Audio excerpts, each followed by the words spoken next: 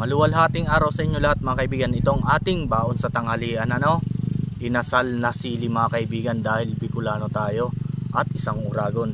Ito pala ang inyong lingkod, OFW sa Pinas, si Mark ang nagtitipid na manggawa dito sa Pinas. Pasimple-simple lang tayo sa trabaho at ordinaryong manggawa lang ako mga kaibigan, kaya ang sahod ko ay 456 lang kada araw. Kaya ito, inuugali kong magtipid. Bawi na lang tayo sa kain mga kaibigan. Samahan niyo ako.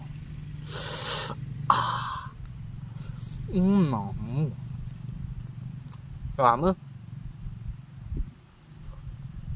Hanghang.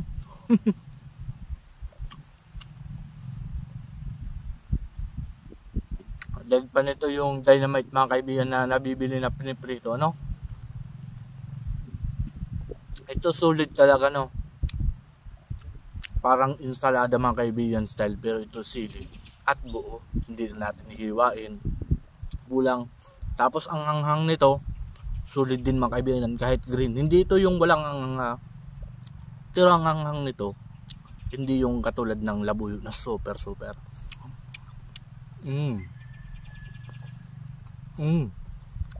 Uragon tayo eh.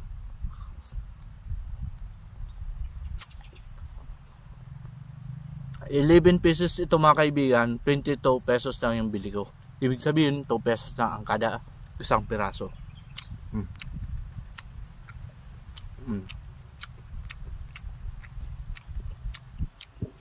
Masarap siya mga kaibigan, manamis-namis, no?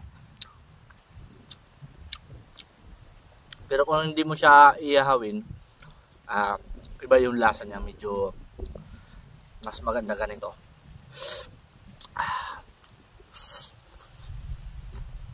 Wala.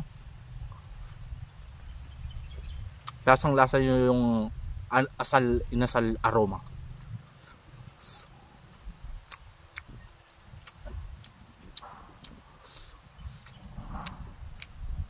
Sulit Bicol Express mga kaibigan.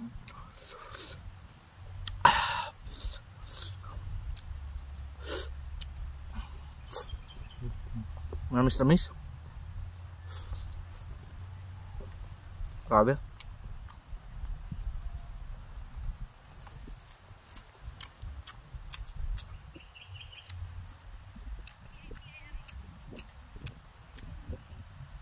Ang sarap ah. Hanghang.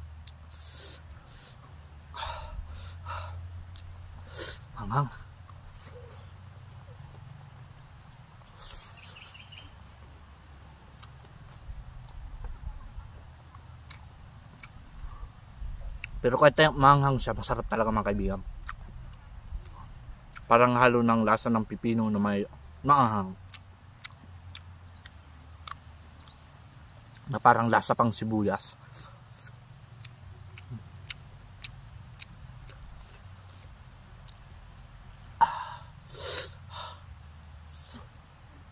Dami. Ito ang tipid na ulam mga kaibigan, pero the best.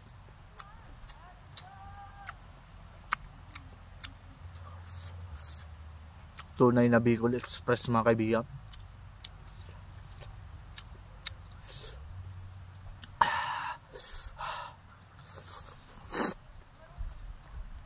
Grabe. Sulit.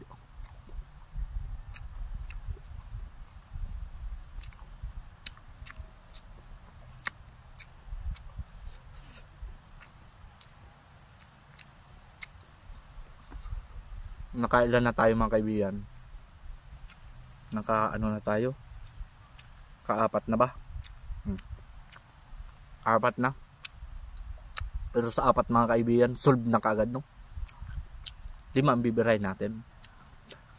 Yung ayun na tira, mamayang gabi naman, may tira pa tayo.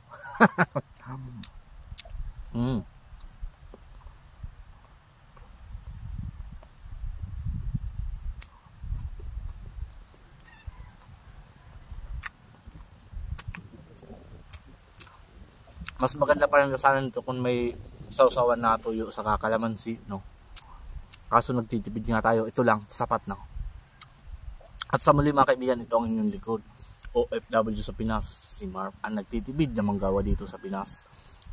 At lagi ako nagpapaalala, lagi lang tayo magtitipid sa Pinas para hindi tayo nababaon sa utang. Hanggang sa muli, that's all, mabuhay. Ako ay isang Uragon, basta Uragon, malupiton.